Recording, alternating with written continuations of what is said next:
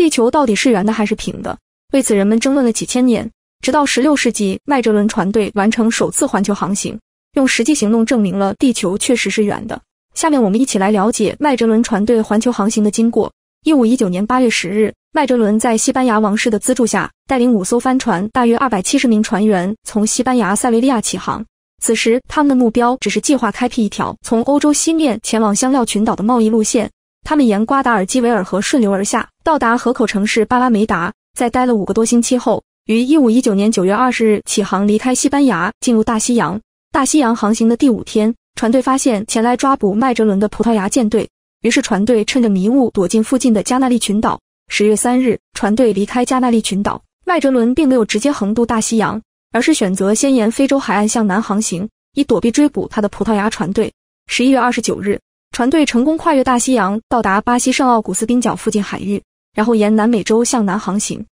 12月13日，船队到达里约热内卢。到达这天刚好下起了雨，因为天气的巧合，让船队受到土著的热烈欢迎。在他们到来之前，这里已经2个月没有下雨，让土著认为他们是上天派来的。船队在热内卢一共停留了13天，在这期间，他们用商品与土著交换食物、修理船只和储存淡水。12月27日，船队离开里约热内卢，沿着南美海岸继续向南航行。1520年1月11日，他们来到一个大海湾，以为到达了南美洲的尽头。经过探测和海水测试，结果发现这只是一个河口，也就是今天的拉普拉塔河口。麦哲伦和船员感到非常失望，于是率领船队南下，继续寻找通往大南海的通道。1520年3月31日，船队抵达圣胡利安。这时候的南美已经是隆冬季节，天气寒冷，粮食短缺，船员情绪十分沮丧。到达的第2天就有部分船员发生叛乱，3名船长联合带领船员谋反，企图取代麦哲伦获取船队指挥权，不过很快被麦哲伦用计瓦解了。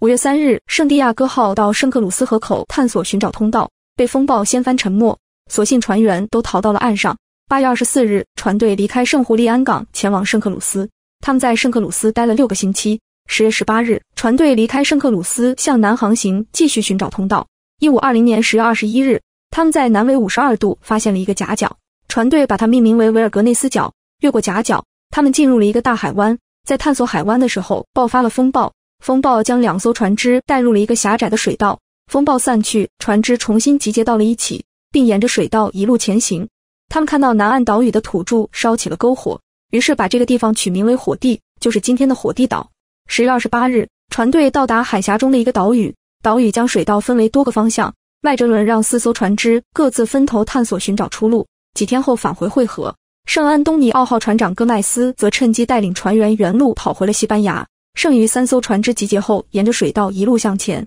随着船队的前进，水的盐度并没有消失，这让他们确信这就是他们要寻找的通道。11月1日，船队通过了海峡，到达太平洋。这一天刚好是万圣节，所以麦哲伦将这条海峡命名为圣徒海峡。后来人们为了纪念麦哲伦这次航行，便改为麦哲伦海峡。进入太平洋，麦哲伦对这个大南海的浩瀚并没有概念，他以为3-4天内就能穿过去。然而他们却在海上航行了3个月零20天，在航行这段时间，他们一直没有遇到大风大浪，于是麦哲伦给这片海域取名为太平洋。穿越太平洋期间，船队只遇到了2个无人小岛，岛上荒无人烟，新鲜食物无法补给，很多船员患上了坏血病，19名船员因此而丧命。1521年3月6日，船队来到马里亚纳群岛的关岛，在这期间，船上的一些所具刀具等铁制品被当地土著偷走。后来麦哲伦把这个地方取名为强盗岛，船队离开关岛，继续向西行驶。3月16日，船队抵达菲律宾的霍蒙洪岛，船员们在这里收集新鲜食物和淡水，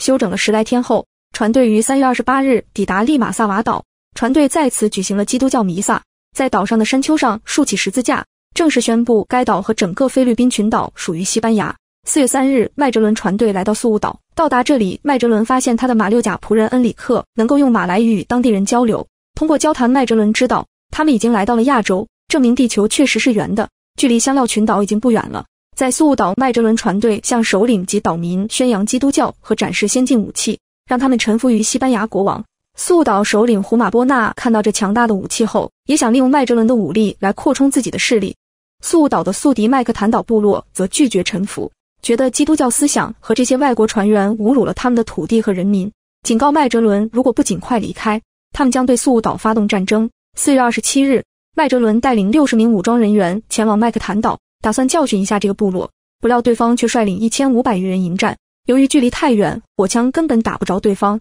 让这些土著更加猖狂，一拥而上朝麦哲伦队伍袭来。麦哲伦等人虽然有锋利武器和盔甲护身，但寡不敌众，只能被迫后退。麦哲伦在掩护船员撤退的时候，被追上来的土著围攻，最终被杀身亡。这次轻敌让麦哲伦付出了生命的代价，这个被历史书铭记的人物就此陨落。原本可以功成名就地回到西班牙，但却死在了这场毫无意义的部落纷争上。苏雾岛首领胡马波纳一看麦哲伦船队没有了利用价值，便打起他们大帆船和船上物资的主意。5月1日，胡马波纳设下鸿门宴，杀死了27名船员，其中大部分是船队的军官。侥幸逃脱和未曾参与宴会的船员截拦起航，逃离了苏雾岛。由于船员人数锐减，无法驾驶3艘帆船，他们便烧掉了康塞普逊号，就只剩下特立尼达号和维多利亚号2艘帆船。由于群龙无首，船队像无头苍蝇一样在菲律宾苏禄海一带到处转悠，一方面是寻找香料群岛，一方面从事海盗活动维持生计。一直到10月底，船队找到一个当地人作为向导，终于在11月6日到达香料群岛，也就是今天的马鲁古群岛。11月8日，船队到达群岛中的蒂多雷岛，船员欣喜若狂，尽所其能地收购香料。他们用小木船满载香料，运往2艘大船，直至满仓。在将要返航时，发现旗舰特立尼达号严重漏水，需要留下来修理。最终53人自愿留下来，等待特立尼达号修好后，从东路返回西班牙。1521年12月21日，60名船员乘坐维多利亚号率先起航，计划通过印度洋航线返回西班牙。1922年4月6日，修好的特立尼达号也离开蒂多雷岛，准备再次横渡太平洋返回西班牙。让他们没想到是，强劲的东南季风把他们吹向了北方，到达千岛群岛附近，接连遭受风暴加上坏血病，船员死亡过半。于是特立尼达号掉头返航，又回到香料群岛。在香料群岛被葡萄牙海军俘获，查封了船上所有物品，船员被送入监狱关押，后来仅有4人幸存。1522年5月6日，维多利亚号绕过了好望角，横渡印度洋期间25名船员因患上坏血病而死亡。1522年7月9日，维多利亚号的船员实在扛不住了，驶入了葡萄牙人控制的福德角群岛，被葡萄牙人发现，结果13名船员被捕，剩余的22名船员继续北上，中途又有4名船员身亡。1522年9月6日，千疮百孔的维多利亚号终于回到了西班牙，此时只剩下18名船员，个个疲惫衰弱，疾病缠身。至此，麦哲伦船队完成了人类首次环球航行，他们用实际证明地球确实是圆的，海水是相连在一起的，为日后贸易全球化奠定了基础，加快了落后地区的文明进程，同时也带去了殖民统治，给世界各地被殖民的原住民造成了很大的灾难。